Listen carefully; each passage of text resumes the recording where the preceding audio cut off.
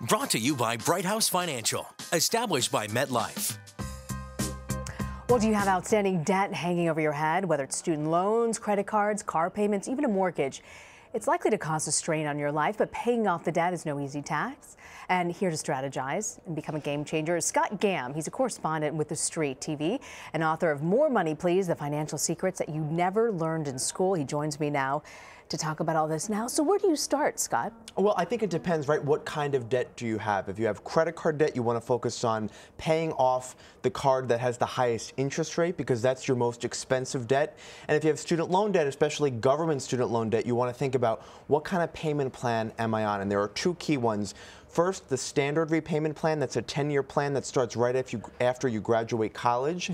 And then there's what's called the extended repayment plan. This is a 25-year plan. It has a lower monthly payment, so you'll get some short-term relief, but you'll actually be paying more money in interest over the life of the loan. So it's important things to think about. Is there one you recommend over the other? Look, I think if you can get it done in 10 years, do the standard repayment plan. Yes, it is a higher monthly payment, so you might have to give up some of those expenditures on the weekends, like going out or your favorite coffee drink, but then you'll get it over with faster. But that's so hard to do. So if you know you're in debt, how do you spend smarter?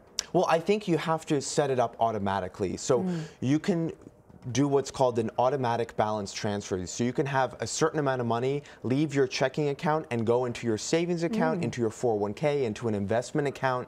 And this way you're building up your savings and you don't even notice it because the money is already taken out of your paycheck, and then you can just sort of live on the rest. So how do you decide how much you should be saving and spending? Well, I think the rule of thumb is save 10% of your income per year. Now, many people at work have a 401k, so what you want to do with this is contribute up to your employer's match. Each employer will give you some money if you put in some money. So once you meet that threshold, if you have more money lying around, you can either increase your 401k contributions or open up what's called a Roth IRA. This is a retirement account that's not related to your employer. You can open it up at any discount brokerage firm. And the money you put into this account is money you've already paid taxes on. It grows tax-free, and when I reach the retirement age of 59 and a half, I can take all of that money out tax-free. Now, is there such thing as good debt and bad debt? I think so. I mean, look, student loan debt technically is good debt, right? You're investing in yourself, you're going to college or graduate school, hoping to get a better job, build a better life for yourself. Mortgage debt, obviously, you're investing in a hard asset, in real estate.